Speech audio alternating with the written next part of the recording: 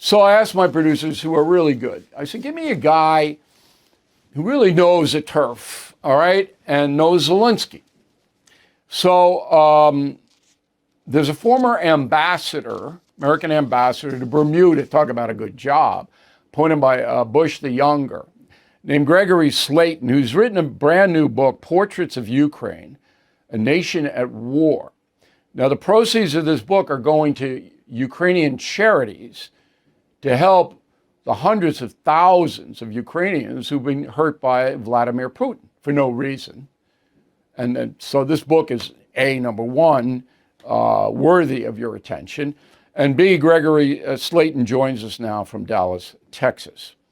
So you actually met with Zelensky. When did you meet with him? Well, thanks, Bill. First of all, it's great to see you again. Great to be on your show. Sure. And I agree 100% with your assessment. I was in Kiev last Monday at the invitation of President Zelensky and his team to mark the third anniversary of the brutal and unprovoked Russian invasion. That was difficult, but I was glad to be there. And it was also the official launch date for the book. And I appreciate your mentioning the book because, yes, all proceeds do go to good Ukrainian charities. I was also at the White House I was in D.C. on Friday for that meeting, which, as you described, was a disaster. And yes, there were mistakes on both sides, but President Zelensky was properly briefed and for whatever reason decided not to listen to 11 U.S. senators who know far better than he does how to work with President Trump. Let me stop you right there. I'm glad that you have affirmed what I said, number one, because I had no idea you were going to do that. Because you didn't know what I was going to say. No, I did not. Okay. Based upon what you and I both know to be true, I think Zelensky is immature. I don't think he's got a lot of impulse control. Would that be fair? Well, I don't ever want to criticize somebody without being in his shoes. You know, Abraham Lincoln was exhausted by the Civil War. Zelensky's lost in 3 years hundreds of thousands of troops, and literally millions of civilians have been either killed, wounded, or dislocated from their homes, their villages. I mean, it's a brutal, brutal battle. Did he make a huge mistake at the White House? No doubt about it. Is he a little impulsive? Yeah, I would say so. But I think also we got to have a little bit of sympathy for the guy because I can't even. And I think that's a good point. And I do have sympathy for him. He is traumatized. But yes, he knows the only pathway to stop this madness is for Putin to get something out of it. Putin's never going to stop or walk away unless he looks like a winner. Trump knows that.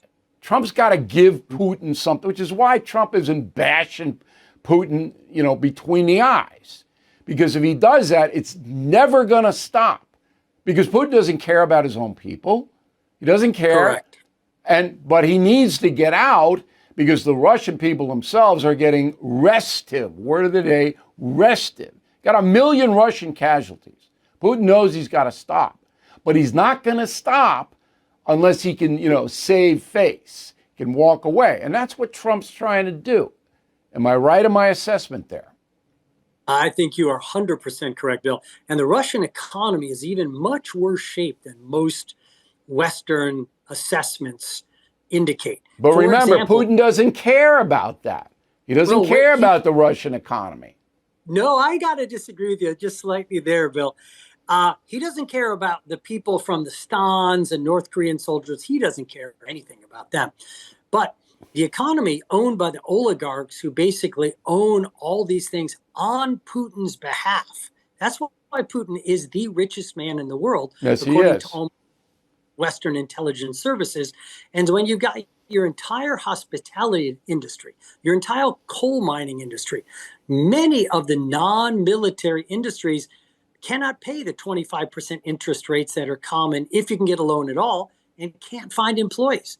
Literally, the Russian economy is 6 months, 12 months from a very, very bad reckoning. It's a legitimate point, but if you understand Putin, he will go over the cliff if you don't give him a winning persona, I think. All right. He's not going to pull it back. But Trump knows that. Trump is giving him a pathway out. But Zelensky is way over his head. He has no blanking clue. Last word. No, I completely agree with that, Bill. I think that we as Americans have to remember that, we are the light of democracy and freedom in this world. That's why, yes, President Zelensky was out of line. He did not behave himself as he should have, but we still need to be the light and the beacon, because let me tell you, there's a lot of wannabe Putins and wannabe Xi Jinpings who are, right now thinking, why do I have to bother with elections and judiciary and stuff? Let's just make myself the leader, right? And be the leader for the rest of my life. That we always must stand against. No, look, the geopolitical landscape is very, very tough. And as I said, I think they're still going to make a deal. You concur? I agree 100%. Zelensky's already said, he said publicly, I want to sign the deal. So mea culpa. Okay. Good. I hope it happens. I said prayers at Mass yesterday that it would. I don't want to see any more suffering over there on a part of the Ukrainian people at all. So the book is Portraits of Ukraine, Nation at War. You can get it on Amazon. And remember, the purchase price is going to help suffering people. Mr. Ambassador, thanks very much. I hope you'll come back, and I hope things evolve the way you and I see it. Thank you very much. Thank you for watching. Make sure you subscribe to my YouTube channel and follow me on X. Look for @Bill O'Reilly.